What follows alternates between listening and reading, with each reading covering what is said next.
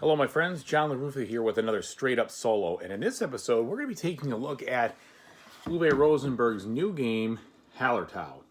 Hallertau is a 1 to 4 player game, fully soloable like most of his games. I will approach this game from the standpoint of course, a solo perspective and try to help you see if this is something that you would be interested in playing solo only, or not. Let's take a look. Okay, so let me give you a quick overview of what the game looks like, all set up. And I'm actually going to start the third round here. So I've played through 2 rounds of the game. And for 2 rounds of the game, this is kind of what my board position looks like. I've got some income cards and tools, which I'll tell you how I got that. These are the cards that I have in my quote-unquote hand. And then this is the central board where you're taking actions. Okay, so each of these little groups of cubes, some 1, 2, or 3, require, that's kind of the number of workers, blue workers required to take the action. One of the variable things in this game is that you're always going to have a different combination of this deck and this deck. I mean, you select it. The game comes with 4 of the gate decks and 4 of the farm decks in the box, so you can mix and match your combinations there to have a different feel. You are always going to have the same deck here for basically like your income cards here and your endgame scoring cards. Those don't change. But the variety and the variability comes from these other decks. Plus, there's a lot of cards in here. You're not going to see nearly, I bet you won't see it, maybe 20% of those things at most in one single game. So there's lots going on there, and you're only going to ever see, I think, 3. I don't know if you can get more than 3 scoring cards. So lots of variability in this game. The whole mechanic of the game is that you're trying to get all these various resources here and spend them to move your production buildings. These buildings don't produce anything, but they're like part of the town's kind of infrastructure. You're supposed to be moving those up, and they're blocked by these boulders, which reset at the beginning of, or the end of each round, which I forgot to reset here. And I'll kind of show you how that works. And the whole scoring mechanism on this is just basically turning these resources in to move your buildings over, which scores more points at the end of the game. It also, during the game, unlocks more workers that you get at the beginning of each round. So if I take this off here, this thing slides, and you can see that you start the game at 6, and as that slides over, you get more and more and more. And then if it slides further, you get some big end game scoring here. I've only really managed to ever get to this level here in the couple of solo plays I've had with the 18, but you can see I got really close to the 34 one time.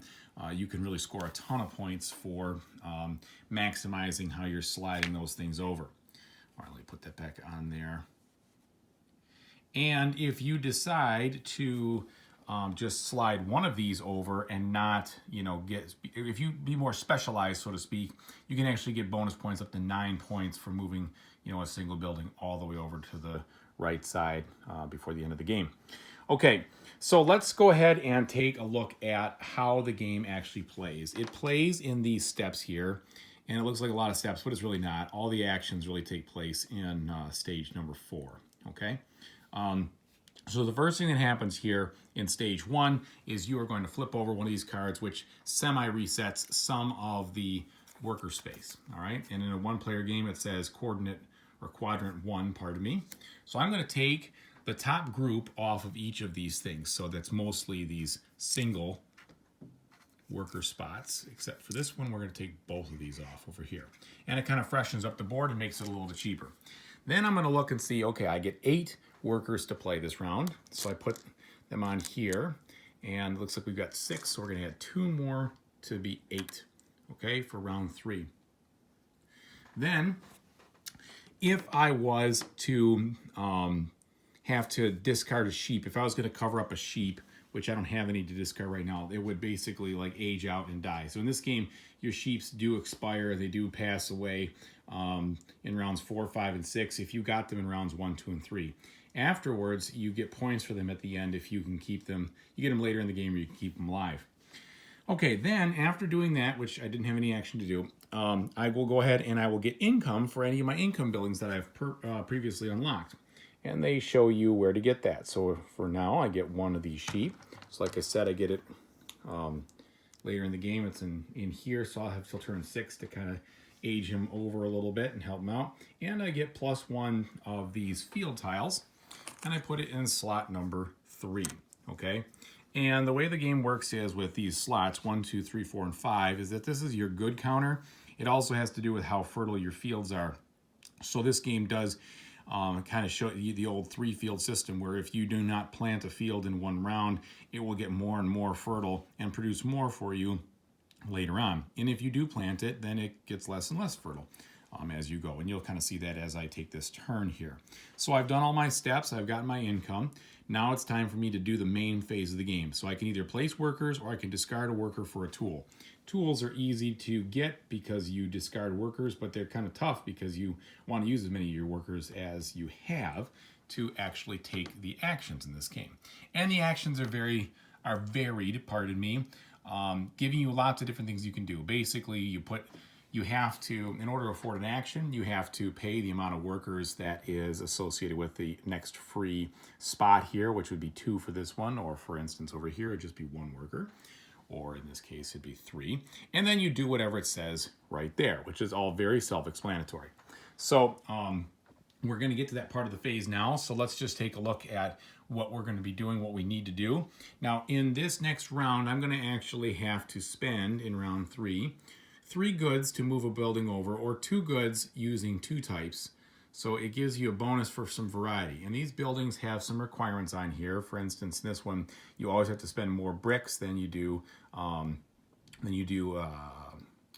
is it? It's not wheat in this game. It's barley. And so that is one of the things you can do. And it's not barley. This is hops. This is barley, and that is grain for beer. It's all about the beer in this game. That's kind of what you're supposed to be doing. So yeah, you've got flax, you've got grain. I know I'm getting it wrong, and it's making me very frustrated right now. You got hide, you've got hops. You do have the barley over here. Maybe that's malt. I don't know. And then there's also milk. There's sheep wool, and there's meat from your sheep, which you might get later. So there's lots of different goods. They're all, in essence, the same, so to speak. They're fairly well balanced on here. And then there's also jewelry, which you can use. You can spend a jewelry, if you have any, to bump up one of these buildings at any time. And so, or not at any time, but regardless of the cost. Okay, so let's go ahead and take a few different actions here so you can see how it plays. So I'm going to need brick right now. I can already see that. And I can get it in a variety of ways. I can get it by going to this space and getting 4 of them, or going to this space and getting 3. This will cost me a little bit more workers. I'm actually just going to go ahead and put it out here, and I'm going to get 3. So I'm on the 1 space right now. So I'll go 1, 2, 3. Now I'm on the 4 space, if I could get it on there right. And so now I have 4 brick, okay? And since it's a solo, you just keep taking your actions. You don't have to wait for anybody. All right, so I'm also going to decide, because I have some cards here. Interesting thing about this game is that when you have a card, you can play it at any time of the game, which is kind of cool. It's a little different than usual. Whenever there's something here, like on a house, or on a, it looks like a calendar almost, like a flip card, this just means you have to have it. And if you have it, you can play the card. Whenever there's an arrow, that means you have to spend it. And in this case, you'd have to spend this to put this in your end game scoring pile for your end score. So I want to be able to get, or at least have, 3 meat, 3 wool, and 3 hides, or pelts, or whatever. It's hides, sorry. In order to spend that card. And why would I want to do that? Because then I could get 1 sheep, but most importantly, I can then draw one of these cards from the income deck, which will help me get more income in those previous rounds, or the subsequent rounds, pardon me.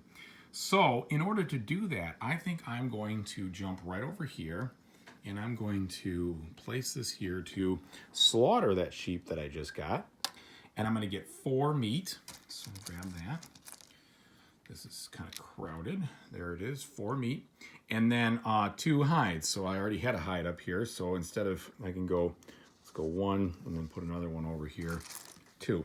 There is no limit to the good storage. You just jostle these things around, making sure they count up. Okay. All right, so I've got that. I still have a few workers left, and I'm looking around. I'm going to be a little light on probably those wool. So in order for me to get wool, let's go over here and get, oh, I should have done that before the other way.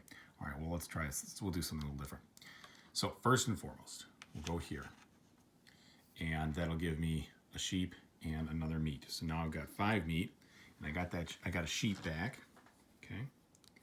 Now the optimum play would have been to do this when I had the sheep. So let's pretend I did this before I slaughtered the sheep. Okay, sorry, I'm just filming it live, but I want to kind of show you. So let's say I had 2 sheep and I did that as my first action, then I'd be able to get 2 of these right here. Okay, so now I have everything I need.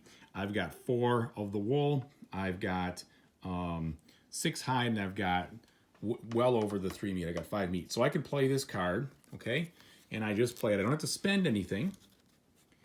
When I play the card, it gives me a sheep. So let's go ahead and put the sheep on there.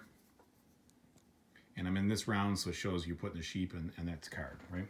And then I get to grab another income card. So I come over here, I get a free card. What does it say? It says spend a jewelry to get an income of tools every round. Plus, this is worth points at the end of the game. And these things stack up quite nicely. So you're going to want to be activating those as best you can. A little short on jewelry, so let's see what we have to do to get jewelry. Well, I could do one of 2 things. I can move a crafting building back to get 2, or I can sell some land. And in the case of this situation here, I'm actually going to, there's no way I can move a crafting building back because I'm already kind of limited out. So instead, I'll sell some land. I will go ahead and do 2 of these. Then I'm going to discard this one because it's the least from the land spot. I'm going to get 3 more brick, which I do need. So we'll put that in the 3 spot here. And then I'm going to go ahead and get 1 jewelry. Okay, now that I got that jewelry, I can immediately spend it for this income from now on so I can get more tools. So I'll spend that jewelry. There we go. And it's now going to be worth 4 at the end of the game. Plus, I'll get this every subsequent round 3. Not round 3, but step 3 as I'm getting income. Pretty cool.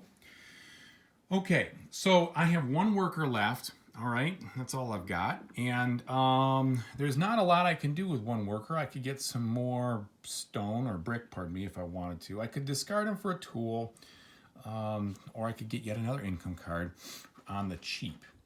And that, no, you know what I'm going to do? I'm going to, well, I can't afford it, rats. Well, I was going to plant, and I need to plant to show you guys that action. So let us change my mind here slightly and let us unwind this just so that I can show you the planting action. All right, so I'm going to unwind what I just did, and I'm going to put this back, and I'm going to put this back, and I'm not going to get that jewel, not this round at least. So I'm going to plant, all right, and so I'm going to do this one right here. I'm going to plant 3 of these, maybe, yeah, I'll just plant 3 of those, and I'll show you the difference before. Okay, so what I do is I spend 1 and I plant them on these spots. So what I need is I'm going to need a little bit more of this because I only have 1 of them. So I'm going to spend my 1 barley, and I'm going to plant him on that 4 spot so that I get more in subsequent rounds. Then I'm going to spend 1 of these flax, planted here on the 2, and I'm going to spend 1 of these, and I'm going to go ahead and plant it here. Okay? All right. So I have 1 left. And with this 1 left, like I said before, I'm going to just draw a card. I'm going to draw one of these gate cards. You start with 4 of them at the beginning of the game, and they're usually pretty easy to fulfill, and then they also chain into, being able to get you some income cards. So here this says 3 planted fields in row 5, okay? Row 5 is up here. I don't have the conditions yet, so I don't meet that. So I just put it over here. We have to wait. All right, so I'm all out of workers. Now it says add that card to my hand. So I'm going to add this card, which is a farming card. It says more jewelry than fields, then you can get all that. Well, that's not the case right now. So I add it to my hand over here. Then I go to step 6. If I hadn't planted any of these fields, I would move all of them up that weren't planted once, and then I would move 1 of them up 1 more time. Hence the 1 time for all these, but then there's 1 more that goes up, or twice. It says 1x. It's a little confusing on what that really means, but you do move up one field twice. All right, and then we go ahead and farm our goods. So it's very simple. You just move the good right over here, and that's how much you have. Pretty simple. And as you move it, the field gets less fertile because you're exhausting the soil, which is one of the novelty effects in this game. Okay, and then we're done with that. So now I would get milk for each sheep I have. I have 2 sheep. So let's go ahead and get 2 milk here. They could have made this just a little larger, folks, but whatever. I know you can put more on each of the ones, but it would have still been more convenient. All right, then I have to start spending goods to move my buildings, okay? And I can spend tools to move the rocks. So I'm going to spend here, I'm going to spend, it says right here, it says the rate. So it's either 3 goods per move or 2 goods using 2 types. Because I can't do more this than that if I just use 2 of them, because 1 is not more than 1, I have to spend 3 of the brick, which I have 3 right here, to move that building. So I'm going to spend that. There's my 3. It's moved. All right. Now the brew house, same deal. I can't do more than the others, so I have 4 of them, luckily. I planted, so I can move that down 1. There we go. The cooling house. Okay, so here I can get the discount. So I can just spend 2 goods, all right? Different ones, 1 and 2. And that will let me move this over here. And it's such a good rate, I want to continue. So I'm going to use a tool. It does not break. It only breaks at the very last round of the game, so you get them back. Use a tool to move that rock over and do the same thing again. 1 and 2. And when I do that, slide this over further. Now, why did I do that? Well, because maybe I want to be able to shift it back with the for the town hall sale later on, get some more jewelry, because I'm going to need some jewelry if I'm ever going to accomplish this and this. All right, so I did that. Now let's take a look here. It's very easy to get 2 of this for the bakehouse. I've got 1 here and 1 there, so that moves it over. And again, I like the rate so much, I'm going to spend my other tool, or use my other tool, to slide that over and do the exact same thing again. So let's just take both these down. All right, and then finally, this guy. So I'm going to slide down 1 of those and 1 of these to move him over. Now I don't have any more tools, so I can't go any further with him because I'm blocked by the rocks. But now this slides over, and now I'm going to have 9 workers in the start of the next round, which is good. Plus I've advanced a couple of these a little further. All right, so then at the very last step, you take the boulders and you shift them into positions 2 and 4, respectively, away from the building itself. So you see how I'm expanding that other one out a little bit. And that is it. So that is all my 10 steps, and that is the end of a round. You're going to do this 6 times in this game, and that is what it looks like to play. So I'm going to stop here, and we'll talk to you about what I think. Forgot to mention one thing. You do score points for fields, goods, and tools total kind of at the end, but it's not a big scoring. I mean, you can just hoard all this stuff, but it's for every 5 of all that combined, you get 1 point. So I guess you can max out your fields. You get some points there, and I forgot to mention that. All right, thanks everybody. Take it easy. All right, so as you can see, there are a lot of moving components in this game from a solo or regular perspective. It is kind of you definitely feel the style of Uwe Rosenberg coming right through on this. You got multiple goods, you got farming, you got aging animals and things producing stuff. Has all the trappings of Rosenberg that you either like or don't. I love, okay? And from a solo standpoint, the fact of the matter is this game plays identically than what you would get with a multiplayer, with the exception of, these cards right here. You remove more workers from different coordinates or places when you're playing with more players, and this, the turn order can change and things like that. But other than that, I mean, it's fully soloable. It's really a multiplayer solitaire kind of experience. It's also a beat your score. If you like that kind of thing, and they always are with Uwe Rosenberg, then you'll be fine. The score to beat is 100. It's pretty tough. I've gotten close once, but it's funny with this game. You can do well, and then you can have another game where you just kind of made some mistakes in the beginning, and your engine does not do what you needed to do. You didn't get the cards going, and you flop.